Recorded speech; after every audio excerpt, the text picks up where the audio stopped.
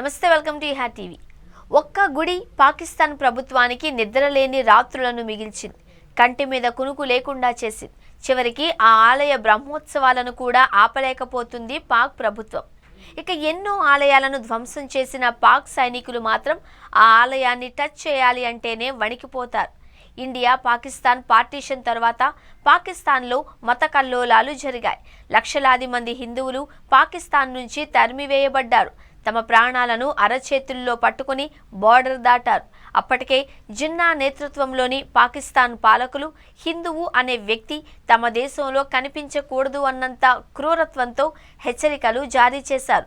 దీంతో స్థిర చరాస్తులను వదిలివేసి ప్రాణాలను కాపాడుకోవడానికి అందరూ ఇండియా వైపు పరుగులు పెట్టారు. అలా కొద్ది రోజుల మారణ హోమం తర్వాత పాకిస్తాన్ పాలకుల చూపులు ఆ దేశంలోని హిందూ ఆలయాల మీద పడ్డాయి. ప్లాన్ ప్రకారం ఆలయాలను ఒక్కొక్కటిగా నేలమట్టం చేస్తూ వచ్చారు. లేదంటే గుడులను మసీదులుగా మార్చుకున్నారు. చివరకు పాకిస్తాన్లో భూతద్దంలో వెతికిన గుడి కనిపించనంతగా అక్కడి పరిస్థితి దిగజారిపోయింది.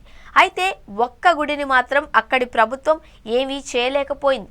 ఆ దేశ సైనికులు ఆ గుడిని టచ్ చేయాలంటేనే వణికిపోయేవారు. చివరకు ఆ గుడి దగ్గర జరిగే జాతరను కూడా పాక్ పాలకులు ఆపలేకపోయారు. అలాంటి గుడి చరిత్రను మనం ఇప్పుడు తెలుసుకుందాం. పాకిస్తాన్లోని బలూచిస్తాన్ ప్రావిన్స్లోని లాస్ బాలా జిల్లా నుంచి అరేబియా సముద్రాన్ని తాకుతూ మక్రాన్ ఎడారి విస్తరించి ఉంటుంది. అక్కడే హిగల్ నది వెళుతుంది.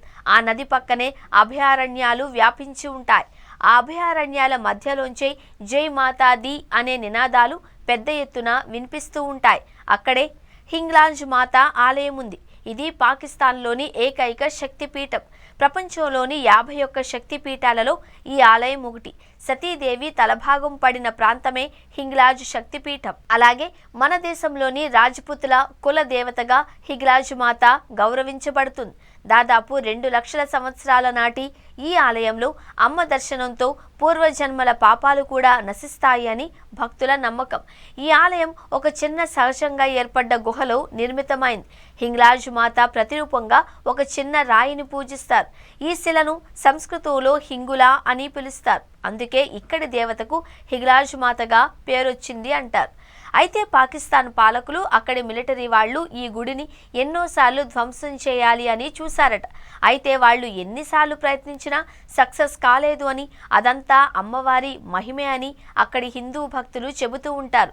ఇప్పటికీ ఆ గుడికి హాని చేయాలి అని ఎవరైనా ప్రయత్నించినా వారికి ఏదైనా సమస్య వస్తుందట. దేవి నవరాత్రుల సమయంలో ఇక్కడ 3 కిలోమీటర్ల మేర జాతర జరుగుతుంది. ఈ జాతరకు ప్రతిరోజు 10,000 నుంచి 25,000 మంది భక్తులు వస్తూ ఉంటారు. దర్శనానికి వచ్చిన మహిళలు గర్భానృత్యం చేస్తారు. ఇక్కడ జరిగే జాతరకు స్థానిక ముస్లింలు కూడా వస్తూ ఉంటారు. అమ్మవారిని భక్తి శ్రద్ధలతో పూజిస్తారు. స్థానిక ముస్లింలు హింగ్లాజ్ ఆలయాన్ని నానీ బీబీ హజ్ లేదా పీర్గాగా భావిస్తారు. ఈ పీర్గాకు ఆఫ్ఘనిస్తాన్, ఈజిప్ట్, ఇరాన్ వంటి దేశాల నుండి భక్తులు వస్తూ ఉంటారు.